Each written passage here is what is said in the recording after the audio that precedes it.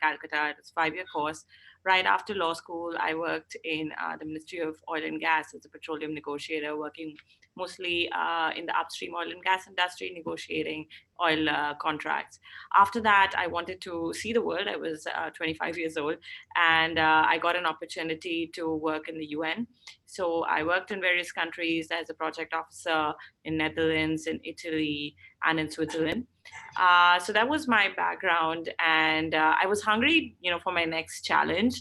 And I'd worked in the social sector, I'd worked in the oil and gas industry, and I, as an individual, always like to challenge myself and be in a world where change is only constant. So that attracted me to the tech sector, and I saw MBA as a good platform to help me get there. Okay, so how did you go from law to UN? How did that transition happen? Sure. So the UN values people who have any experience in law, and particularly in the international arena. So I was working in the international arena representing the ministry and ONGC as well, which is a functionary of the ministry, in negotiations with other oil countries as well as other oil companies. So that international exposure that I got in negotiations was really valued by the UN, that looks for individuals that have demonstrated skill sets in negotiations and diplomacy. So that helped me transition from the oil and gas industry, from the government of India to international governance. Awesome. Great.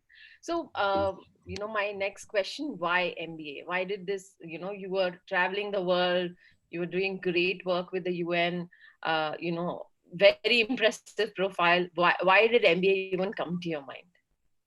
Yeah, I think I was just looking for my next challenge. I had a good skill set in law, and I was very curious about, picking up business skills, more than just negotiations, but hardcore business skills in finance, in strategy, so that I could mold myself as an individual, make myself more rounded, and then go to the tech sector, which is very open to people with a diverse background like myself. So that was my first motivation. The second motivation was really to get a network of individuals who had that diverse skill set as well. So B School is not just about academics, right?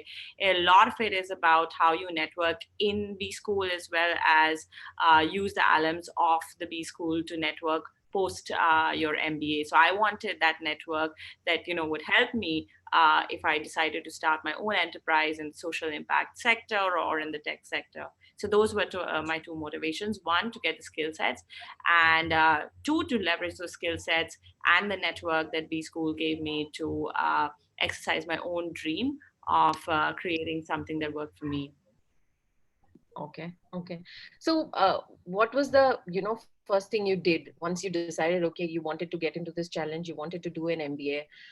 What was your research phase? What did you why INSEAD? What process did you follow, and how long did it take you to get there? Right. So I think it's a two-step process. The first step is actually having a conversation with yourself and figuring out what is it that you want.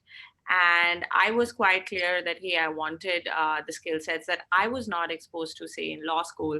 And I was quite confident that B School would expose me to that. So that meant strategy, that meant finance, operations. I'm currently working in operations right now.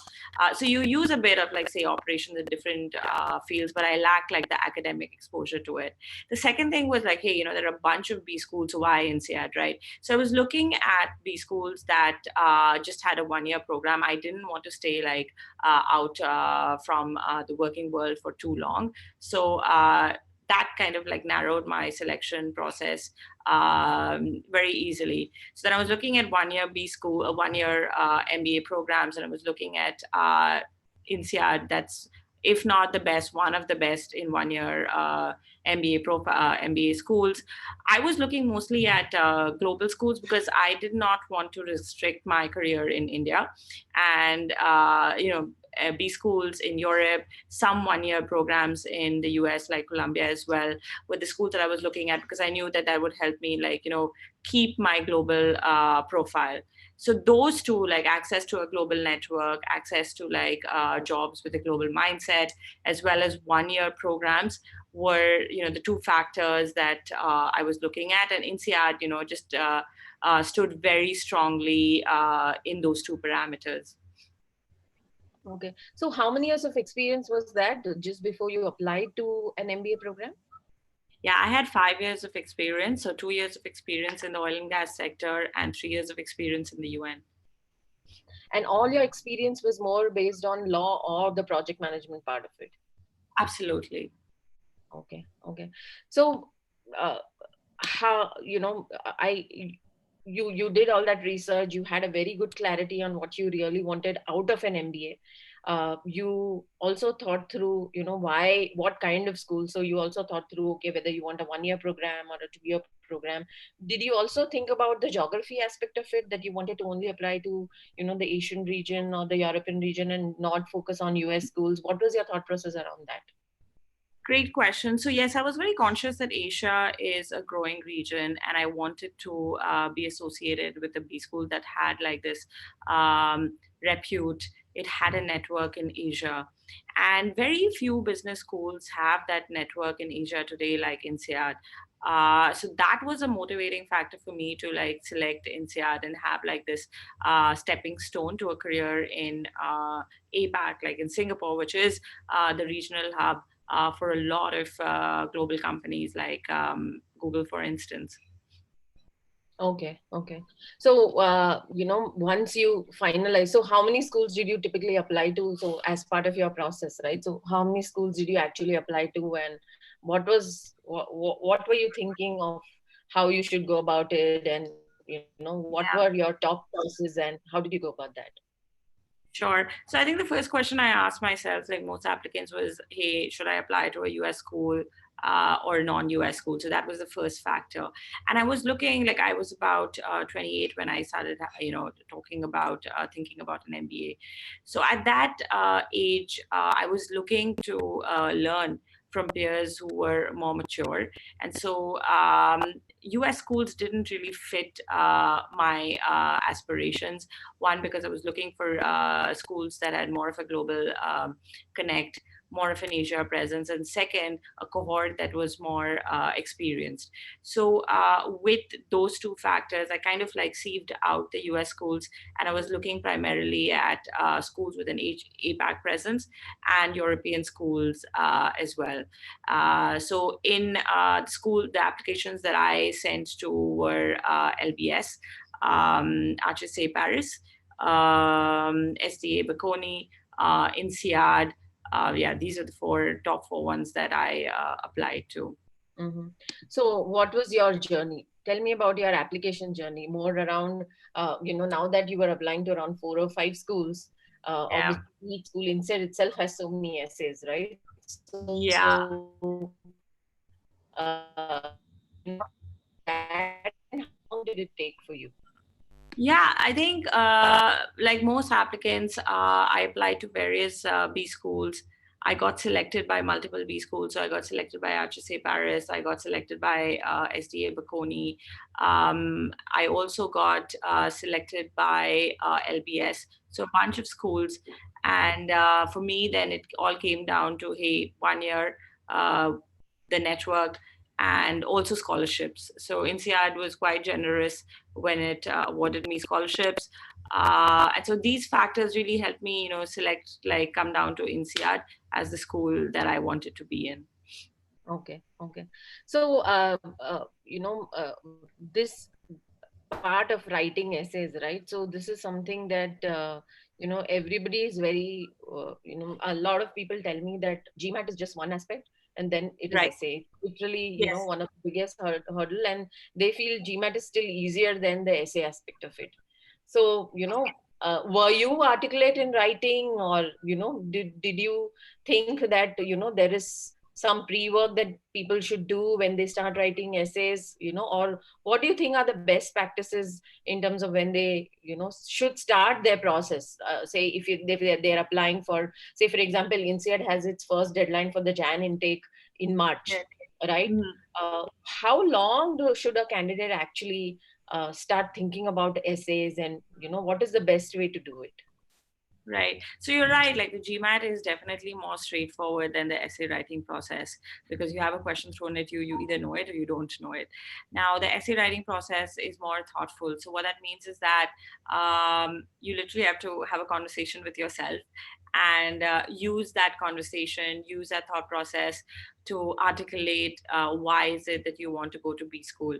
And for me, like the essay writing process is critical for you, the applicant, more than the B school, because it helps you determine whether you're actually a fit for the B school. So for me, when I was writing to INSEAD and I saw the essay questions, what I really liked was that, they focused on asking questions on, hey, how global or how diverse of a candidate are you? So they were looking for candidates that had diverse skill sets, diverse experiences, also had an international experience, either working in their own company by advising like companies abroad, or who had hopped on from one country to another. So the essay writing process overall, I think, is the process which starts by, hey, let's have a conversation with myself to think through why exactly I should go to B school. And that is an important one, because if you look at the fees of these B schools, they're quite high.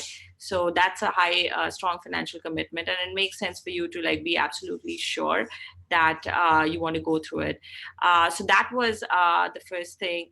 And then the second thing is, what is it that you want to go get out from B school? So here I would like to say, like, don't think about B school just as a place to go and get your next job. Actually, it's more than that. It's really about getting you that network of people that you will tap on to say, 5 years post your first MBA job, to like kind of brainstorm on the next idea that you have, and also to make like an impact in the world, through your current job or through an enterprise that you start. So those were the things that really motivated me when I was thinking through the whole thing, and I got it and I wrote it in my essays. So how important is GMAT? Because this is again something, a lot of people think, there is some formula to this, right? That, if you get if you have this number of experience, and if you have, X on your GMAT score, and if you write, good essays, you have a great chance of getting in. So in each part, right from, one aspect of your profile, one aspect is your GMAT score, one aspect is your average experience. All these three aspects, what do you think is, should go on in the mind of a student or applicant, of what they should highlight on more, or what is more important, or is anything less important? Right. I think the most important thing is getting your story right. First to yourself, and then to the B school, right? And the story is, why is it that you want to do an MBA? Mm. And the GMAT score is just one factor of assessment. Like I know bankers who had a score of 650 and were my classmates in INSEAD, and you put them in a classroom, they had some of the most intelligent questions, right? So GMAT is just one factor of assessment. What really matters is how you think about an MBA. And the best way of thinking about your story is, okay, the MBA is a tool that helps you get to where you are. And the moment you're able to articulate that, that's the most important bit of the entire application process. The GMAT is just one score in the picture.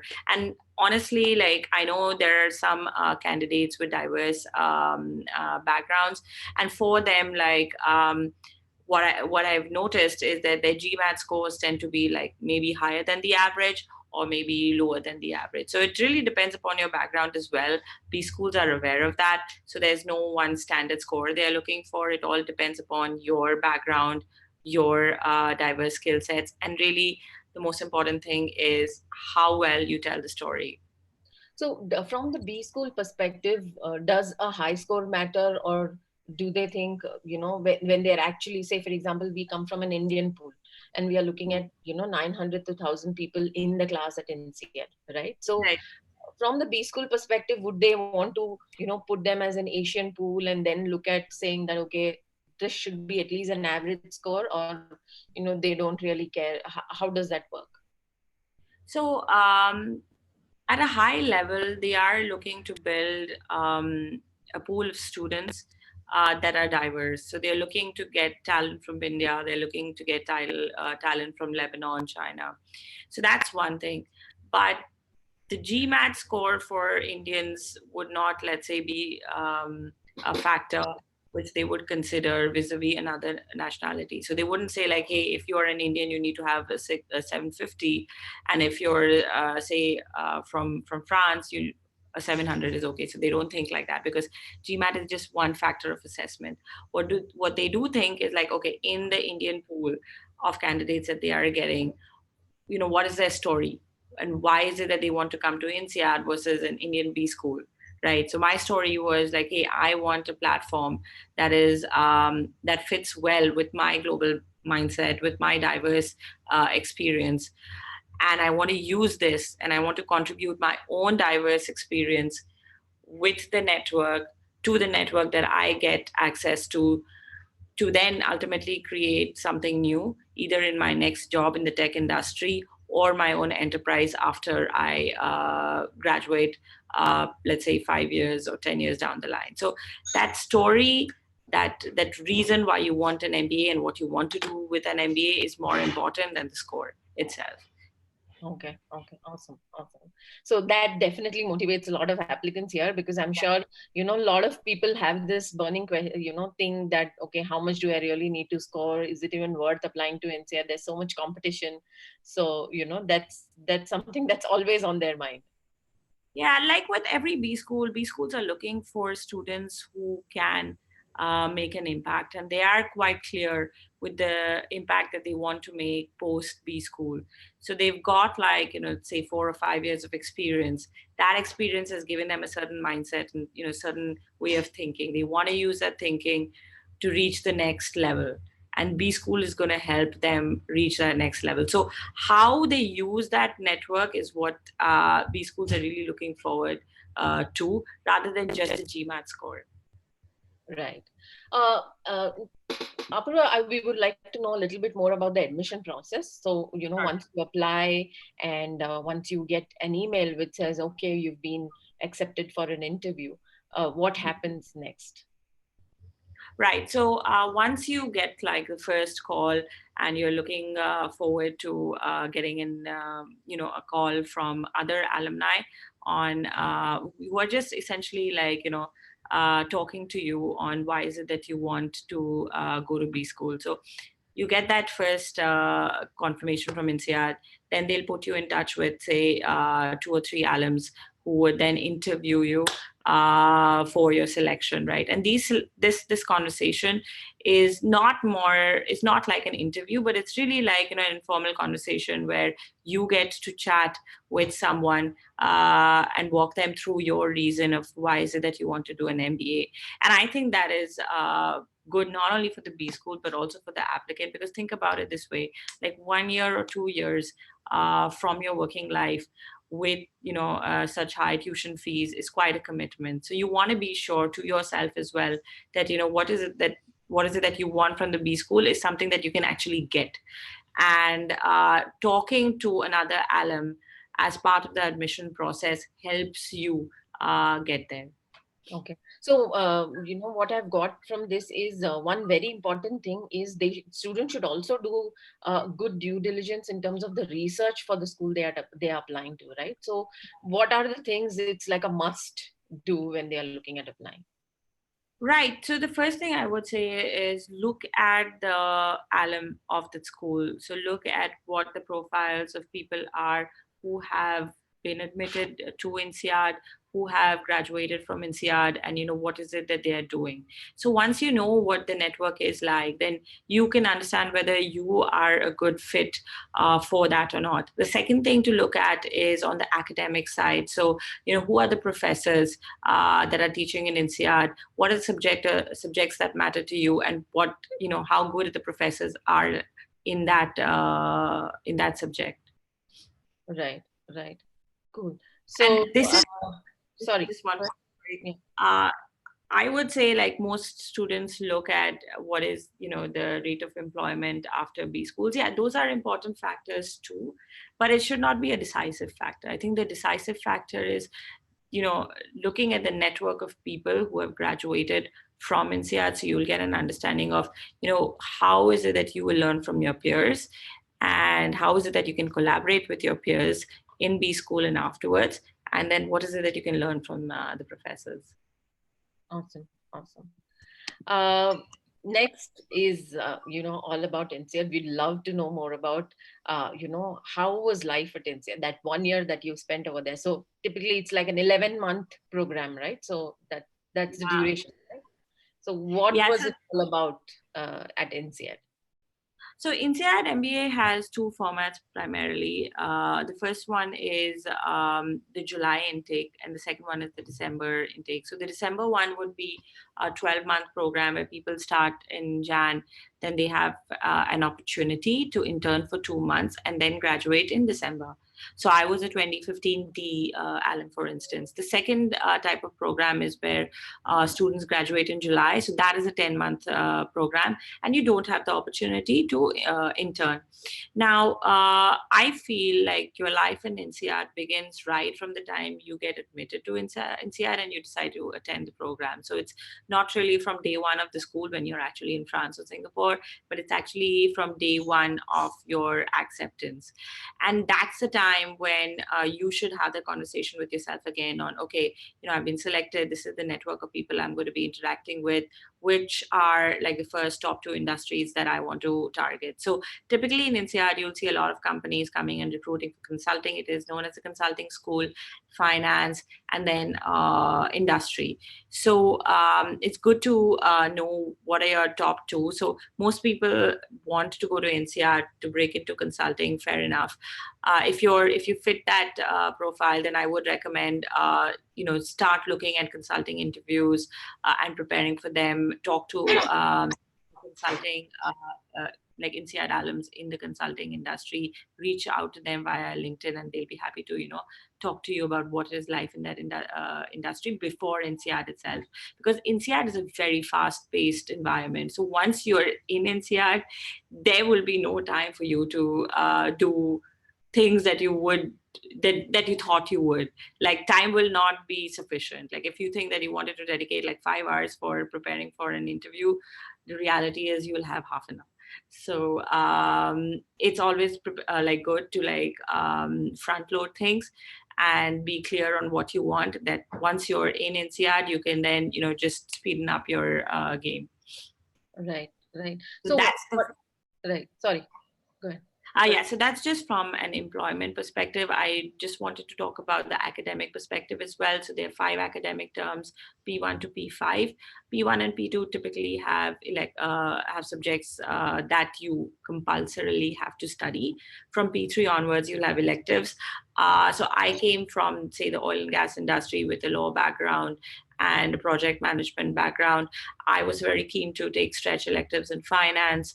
So it's good to take stretch electives from P3 onwards, because you'll then learn something which you never had the knowledge of.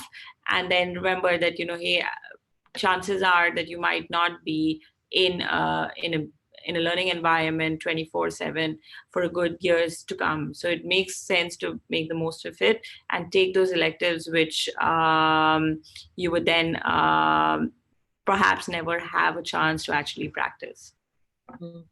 Interesting. So there's again, one question I remember, and somebody who's asked over here too, is that, INSEAD focuses a lot on international exposure, right? So for people who do not have international exposure, do you think there's no chance at INSEAD, or, how important is international exposure? Right. So I think there are 2 points to this. The first one is how do we define international exposure, right? And an expansive definition to it is what I would encourage you to go with. International exposure does not mean, hey, I've taken a job outside India and that means I've got international exposure. Like, if you work with international clients in India, that also demonstrates a good international exposure. So that's the first thing. But international exposure is just, again, one factor. What INSEAD is looking for is people who have demonstrated, some level of impact in their current jobs. So if you have had this level of impact impact where, say, you've led a team, or you've come up with your own startup, or you've come up with an initiative which is truly cool and fascinating in the company that you're working. Those are some of the things that I would pick up to highlight in my application journey, to say, hey, I'm not an individual who has just done my graduation and got a certain score on GMAT. I'm a person who believes in impact. I've done XYZ. And from this journey, I realized that this is where I want to go. These are the skills I need. And INSEAD will help me get there.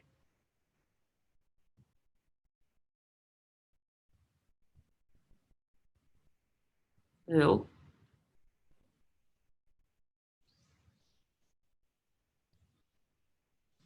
Shri, you're on mute. So let me know if Oh, there is any.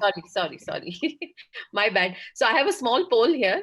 I just want to understand where each of you are coming from.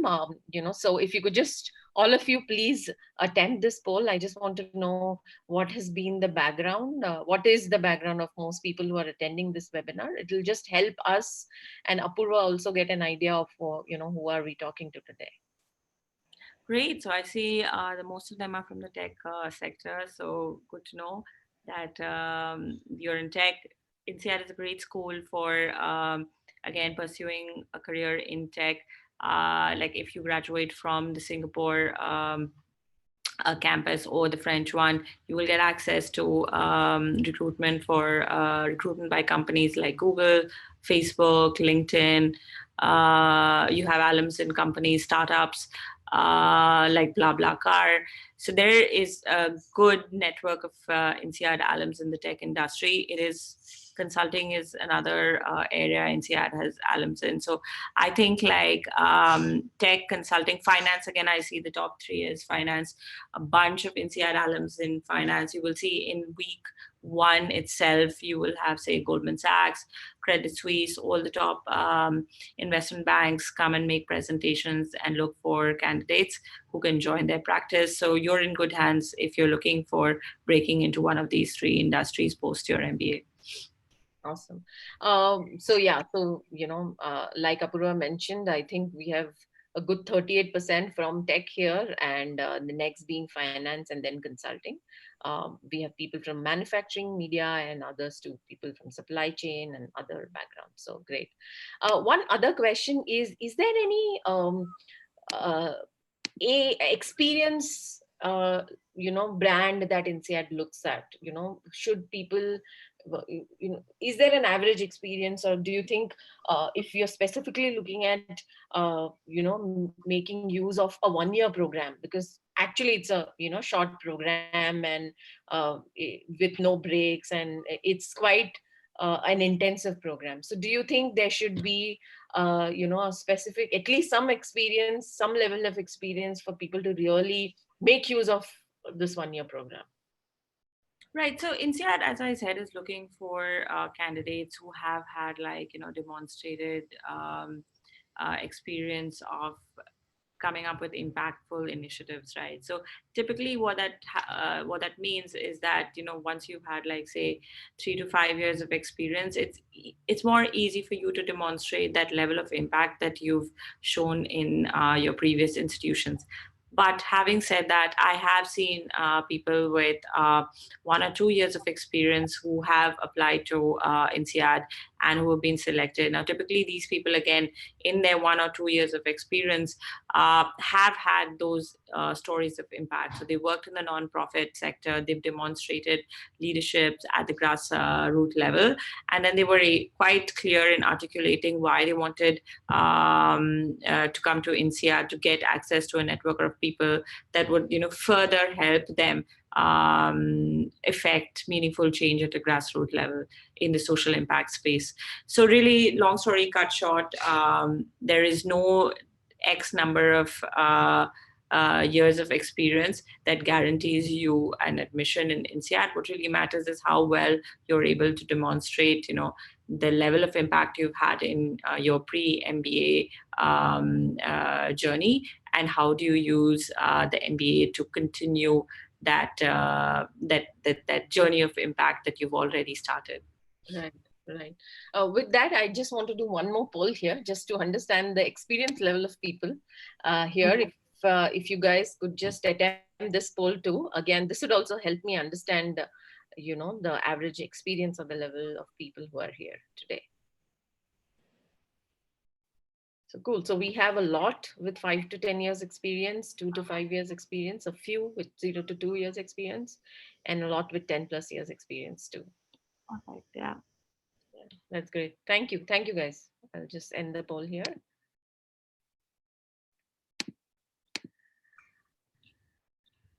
So I had some more questions on the INSEAD class too, right? So with this diverse profile, right? What were the kind of profiles or the, diverse candidate you actually studied with at INSEAD, and, how was that experience?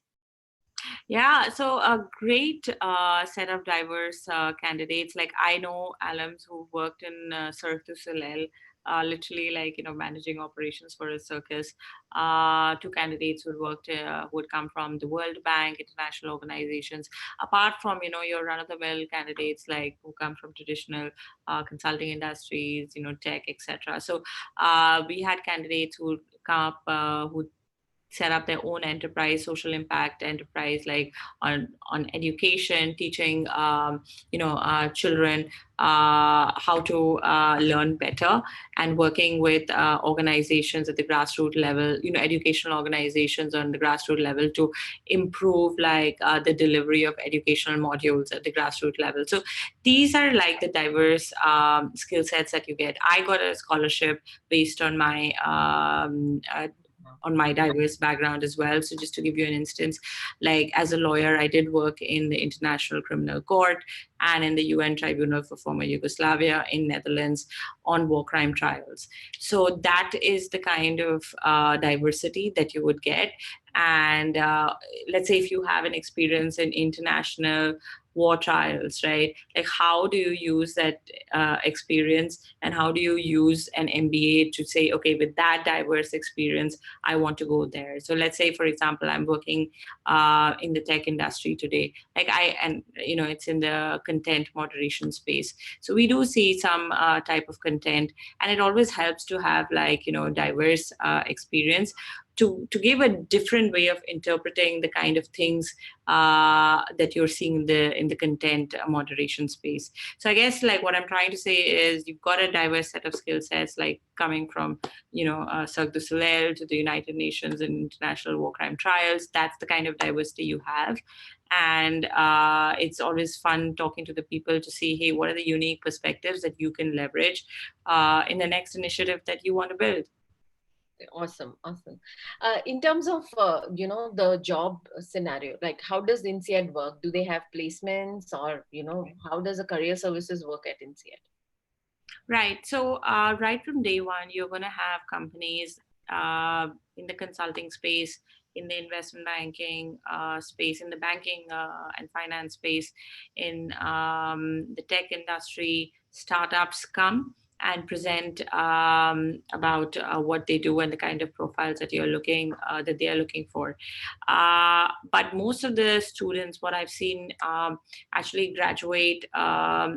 Let's say without a job right after INSEAD. So what that means is that their job hunt actually begins, say, post December, in 3 months, and in the 3 months after graduation, that's when they pick up their job. And a lot of these jobs are driven by networking, which means that you talk to alums from your college and say, hey, this is what I want to do, and can you help me get to where you are. So they reach out to like-minded alums whose profiles they find interesting, and they think that they have the skill sets to do a job similar to what they're doing. And in those 3 months after graduation, that's when you see a lot of students get the jobs and drive up the employability. Interesting. And how difficult or strenuous is it, just for other people here? Right. So I think like when you are, sitting for a consulting interview or a finance interview or an interview in the, tech space, these interviews are long interviews, and they're just not conversations, right? It depends upon, they're really looking at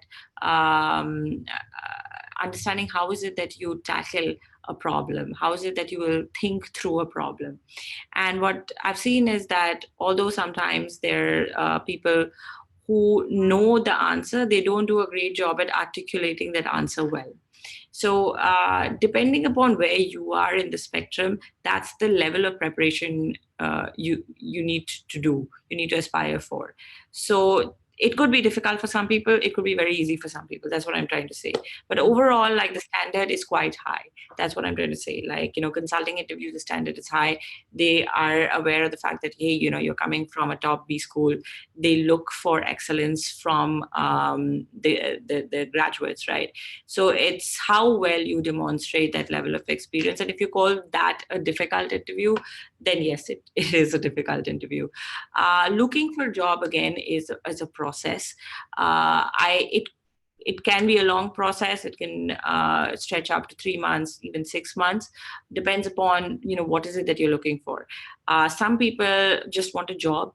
And these people find a job easily because they're just looking for a job that helps them pay their student loans. But then there are some people who are looking for a very specific job in a very specific industry, in a very specific company. So now that takes time, and that's what makes the job search quite difficult. Right. So how did YouTube happen to you? Oh, okay. So I started interviewing with Google in the month of December, so end of November, December. And I actually used my internship during my MBA to kind of get a flavor of the tech industry, and that understanding helped me, demonstrate a certain level of experience and knowledge in my Google interview. So I started the interview process in December. I got a call by the end of January, and then I joined in March. Okay. Yeah. Awesome. And my first job actually in Google was in vendor operations. So I worked in that for vendor operations and risk management. So I worked in that for roughly 2.5 years. And after that, I moved to my current role in YouTube, trust and safety. Interesting. Any specific helpful tips or any do's and don'ts? We've already spoken about a lot of aspects right now, but I would say we've already spoken about a lot of do's, but any don'ts that people in terms of expectations from an MBA program, right? Things that you should be very realistic about, and what should be your thought process around what really matters or doesn't matter when you're looking at an MBA program, especially when you're looking at an investment in terms of time, in terms of money, in terms of commitment, personal sacrifice, professional sacrifice, so many things, right? So what are what do you think are the main do's and don'ts in terms of people preparing for an MBA, and what should be their expectations throughout the process? Right. So I think for me, the don't follow the herd mentality, which is, hey, I want to go to INSEAD to get a job in the consulting space because it's a consulting school. I would say that take the time out to understand why is it that you're special as an individual. What are your dreams and aspirations? Once you're able to understand that very well, try to talk to people in INSEAD. So these are the do's. Talk to people who have graduated from INSEAD. Try to visit the INSEAD space if you can, like the INSEAD campus, and talk to their career representatives, talk to their admissions team to learn more about INSEAD, follow their professors to see how is it that INSEAD can be a tool to make you that individual that you aspire to be. So I think that for me is a do, and a don't would be I want to go to INSEAD, I want a consulting job, and once I get a certain score in GMAT, that's how I will break into the consulting industry. So that herd mentality for me is a don't. A do is, let's talk to myself, let's understand what makes me me, and then let's talk to other people to help me understand myself better and to help me understand whether the school is actually a fit for me. And when that works, then that's a process that really strengthens your application. Right. Right. With that, I'll just take up Q&A. Jumping up. I'll just stop the share for 1 second. I just want to figure this out. Give me a second. Okay, I got the Q&A.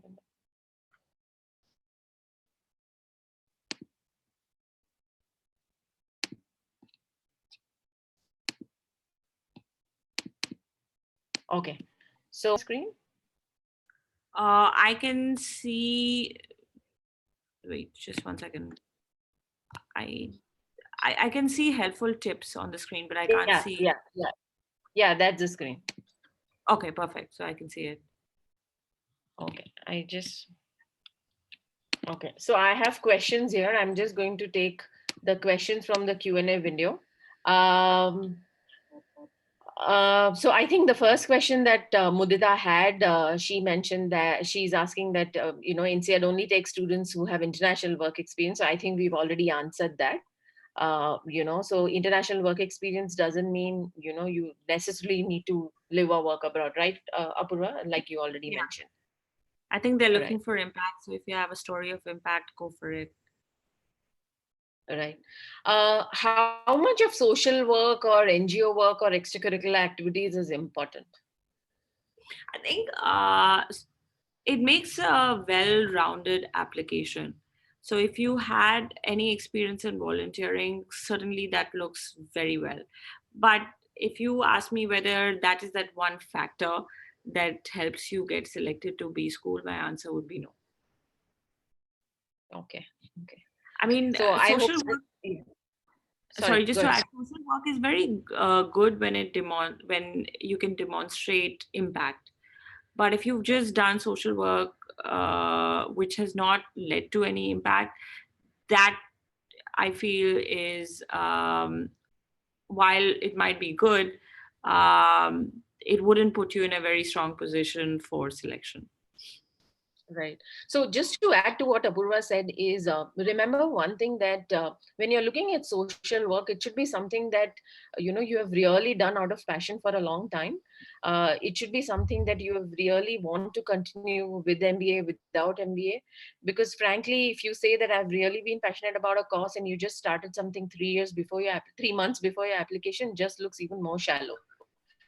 Right. So suggestion would be that don't really bother too much about the social work aspect of it. If you don't have, and if you've not done it so far, just don't do it. Focus on your strengths and focus on what you could really highlight and then plan around that. Mm-hmm. Right. So yeah, you agree with that, Apurva? Agree, absolutely. Right.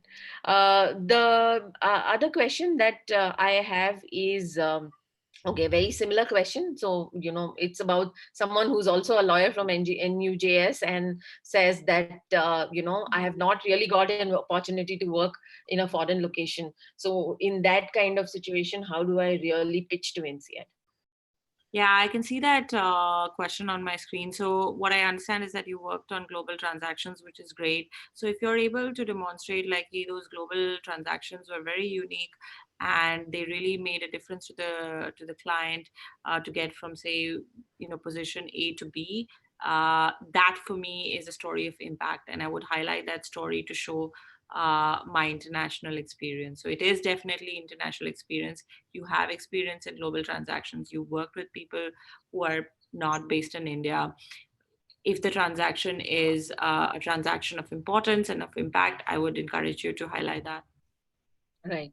And in terms of, there's one more question that, someone has is, do INSEAD students get placed in US and Europe also, or is it only something that they are limited to Asia? How does that work?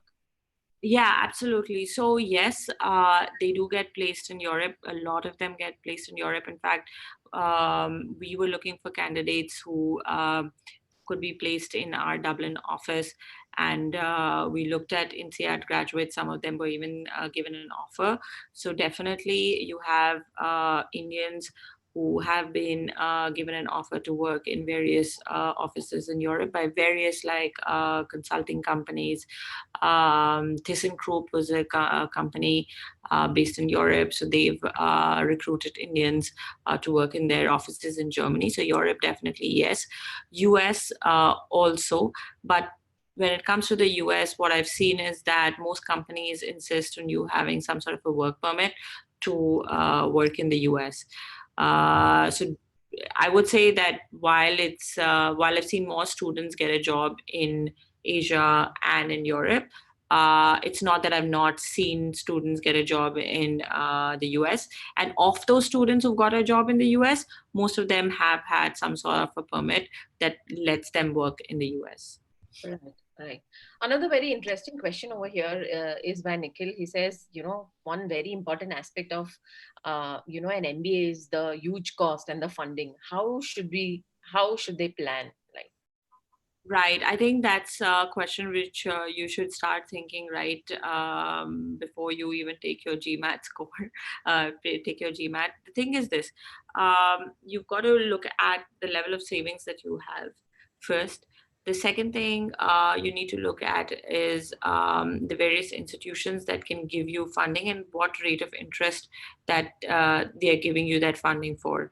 Some institutions require some sort of a guarantee. There are some startups that give you money to study in B schools without a financial guarantee. They're just looking at your credit scores. So that's another option. Having said that, you also have access to scholarships, but scholarships are very competitive. So I wouldn't really factor that in until and unless I've actually been awarded a scholarship. So that's just one way of looking at it. But I think a more strategic way of looking at it would be to even take a step back and saying, how confident are you of getting a job that would help you pay your student loans? Now, what I'm saying is that if you're looking for a job which is very niche in a certain industry and you don't get that job, then it's very difficult for you. You could be in a position where you might not be able to pay your student loans. But if you are ultimately a little more open-minded, where you're, okay with working in a job that, let's say, was not the one that you were exactly looking for, but it's somewhat close to what you wanted to be in, then those jobs can also help you like pay your student loans. right. Another question is, what are the kind of scholarships that INSEAD actually award? Right. So there are a bunch of scholarships that they award. They award scholarships to entrepreneurs. They award scholarships to diverse candidates. Then they award scholarships to candidates who've had experience in the social impact space. They award scholarships to women candidates, candidates from particular nationalities. So that's just a whole spectrum of candidates that they award scholarships to. The GMAT score is just one part of it. What they're really looking for is, hey, what is the level of impact that you have, and what is the candidate pool you're looking at? So it depends upon sometimes for your nationality, sometimes the function you've been a part of, like social impact, healthcare, etc. And then they make a scholarship decision. Right. There's one question here, by Tejas. It says, how important, I'll just read out the question. Can you please elaborate on networking as to how and whom to contact, considering this is a very important aspect? Yeah, so this is a great question. So networking begins right from the time you get selected and you've decided that, hey, I want to get into INSEAD. So have the conversation with yourself, understanding, what is the job that you want. Now, if you want, let's say, to get into consulting and you want to work for a McKinsey in India, so then you go on LinkedIn and then you type INSEAD, McKinsey, and look at all the alums who are working in that space, and then literally just drop them a message saying, hi, I'm an INSEAD student. I've been selected for this batch, really keen on exploring the consulting space. Would love to have a conversation with you, have a coffee with you to understand, what the space is actually about. So that's something that you can begin right from the time you are sure that you're going to INSEAD. So that's one. The second thing is networking during INSEAD. So INSEAD will organize networking events when you're on campus. There'll be a bunch of networking events. There'll be networking events in the finance space, in the healthcare space. There's so many that you will be pressed for time. So what makes sense is that you're clear on the industry that you want to target, and you just go for those networking events, right? So if you want to get into consulting, you want to get into tech, then go for those networking events. So that's the second thing. And then during this time, you can always, like, network with alums as well, saying, hey, I'm in Singapore, love the job that you're doing, currently in Singapore as well, studying at INSEAD, can we connect, right? So that's the second thing. The third thing is actually internships are also a great way of networking. So there are people who reach out to alums to say, hey, love what you're doing, do you think like I would be able to intern for 2 months in your organization? And then once you intern, you kind of like sell yourself during the internship process as well. Use the internship to understand what the work culture is like, and then ultimately target the next job. And then is post INSEAD networking, where you'll say, hey, I've graduated from INSEAD, looking for a job, love what you're doing, can we have a quick chat? So it's essentially at different stages, but I think the earlier you start, the better it is. Right. One question, and very interesting one again, is about the Fontainebleau campus and the Singapore campus, right? So how does this work? Do you have to do 6 months here and 6 months there, or is that a choice that you have, or how does that work? So it is a choice, and then you will bid for one campus depending upon the points that you have. So I was a Fonty lifer, as we call it. So there's a Singi lifer and a Fonty lifer. So Fonty is the Fontainebleau lifer, and Singi is obviously Singapore. But you do get jobs in, even though you might not be on that campus. So what that means is that I was in Fontainebleau for the entire duration. I did my internship in Paris, but I got a job in Google Singapore. So INSEAD lets you do that because of the brand it has and the alums it has, right? So it doesn't really matter, but yes, like if you're looking for that niche job, it makes sense for you to be in the location that you're looking for that niche job in. Right, right. Let me just take a couple of last questions. Okay, I think we've pretty much taken care of most. I'll just take one more question here, which says, how would companies consider a candidate who wants to specialize in finance? And so this is more about switching careers, right? So Okay. somebody who has experience in sales and marketing but want to completely switch their career because it's such a small duration, right? So how does that work? Is that possible, or or how does that work? Yeah, it does. So let's say you were really good in sales, right? And you want to switch into finance. So I would use a story which is like, hey, I'm in sales. I'm very good with people and relationship management. And then you can use that as a pitch to say, hey, I've actually spoken to people in the finance industry. I've looked at the relationship management space in finance, and I would love to work in a space where I manage relationships with your top high net worth clients to bring in more business for your bank. So the whole idea is not to focus on your current function, but to focus on what you will learn in INSEAD, which is known as transferable skill sets that you can leverage on to get that job that you want. So every job will give you like a certain level of transferable skill sets. Distill those skill sets out and use that to make a pitch to get to the industry and to the function that you want to get into. Right, right.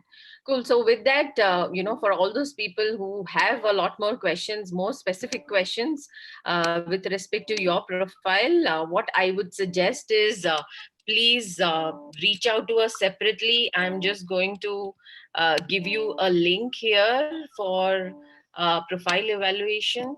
And as well as for all those who have attended this, there is an offer where you could just use this crack MBA 2020 code for $1. So this is a small course that just walks you through that entire course.